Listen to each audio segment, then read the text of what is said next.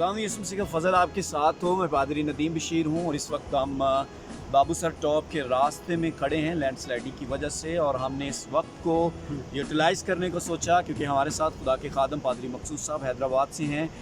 तो क्यों ना बाइबल मुक़द्दस की कुछ ख़ास बातें इनसे सीखी जाएँ और वो मेरे लिए आप सब के लिए यकीनन बाइस बरकत होंगी।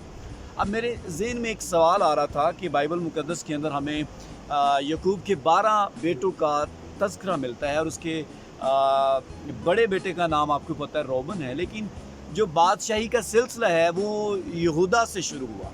अब होना तो ये चाहिए था कि जो पहलौठा था उसको कंटिन्यू करना चाहिए था कि वो रहबरी करता या बादशाहत का निज़ाम संभालता, लेकिन यहूदा को ये बरकत मिली। तो सवाल ये है कि यहूदा ही को क्यों ये बरकत मिली, उससे पहले जो बड़े थे उनको क्यों? Praise the Lord. सो खुदावंद यीशु मसीह के मुक़द्दस नाम में आपकी सलामती हो। मैं शुक्रगुज़ार हूँ खुदा के खादम के लिए।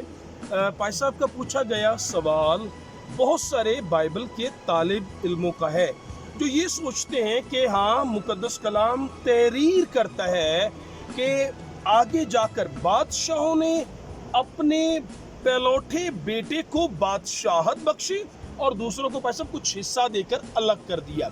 और फिर बाइबल मुक़द्दस में ही लिखा हुआ है कि जो तेरा पहलौठा है वो तेरी दौलत का मालियत का जो कुछ हमने विरासत पाई है वो बाप की विरासत का दूना मालिक जो है वो होगा। तो फिर सवाल तो ये बनता है कि फिर आखिर क्या वजह थी कि जब याकूब ने अपने बेटों को आखिरी अय्याम में बरकत दी तो रोबन उसका पहलौठा था, लेकिन फिर भी उसको ये बरकत नहीं, पहलौठे होने का एक तरह से ये हक उसे नहीं दिया गया। तो सवाल तो फिर ये बनता है कि ऐसा क्यों हुआ। तो बाइबल मुक़द्दस इसी का जवाब खुद देती है। तो आइए बाइबल मुक़द्दस की रोशनी में से देखिए।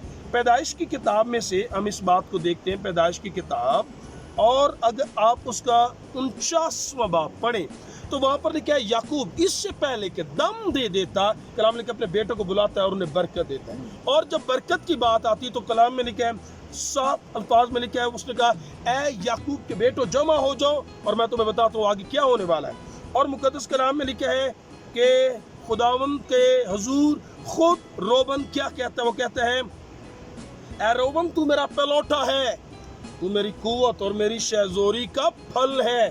शहज़ोरी का फल मतलब जैसे जैसे बाप बुजुर्गी की तरफ जा रहा होता है तो पहलौठा बेटा हकीकत में वो कदावर हो जाता है और वो तनावर दरख्त की तरह खड़ा होता है। तो एक तरह से साफ पता लगता है कि जिस तरह बाप अब बेटा उस तरह जोरावर नजर आ रहा होता है। ठीक है। और मुक़द्दस कलाम में वो खुद कहते हैं तू मेरी शहज़ोरी का फल है, तू मेरे रोब और मेरी ताकत की शान है।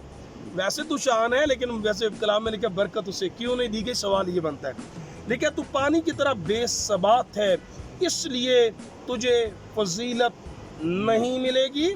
आगे और लिखा है क्योंकि तू अपने बाप के बिस्तर पर चढ़ गया। अब यहाँ पर आपको याद होगा कि जब राखल की वफात हो गई तो रोबन जो है वो अपने बाप की उस नौकरानी के पास, लौंडी के पास, जो बाद में एक तरह से उसकी बीवी कहलाई, वो उसके पास जो है वो चला गया। और लिखा है उसने अपने बाप के बिस्तर को क्या कर दिया, दागदार किया। और ये बात याकूब के इल्म में थी और याकूब ने जब गुफ्तगू की उसने कहा कि तुझे बरकत नहीं मिलेगी। सो बाइबल साफ कहती है कि क्यों उसे ये बरकत नहीं मिली। तो फिर हो सकता है सवाल आपके ज़हन में चले, अगर रोबन को बरकत नहीं मिली तो उसके बाद शमौन का नंबर था, फिर उसको दे देते भाई शमौन को देते, शमौन को क्यों नहीं मिली? तो इसका जवाब भी अगली आयत में खुद याकूब जो है वो खुदा के हुजूर देता है और वो कहता है कि शमौन और लावी तो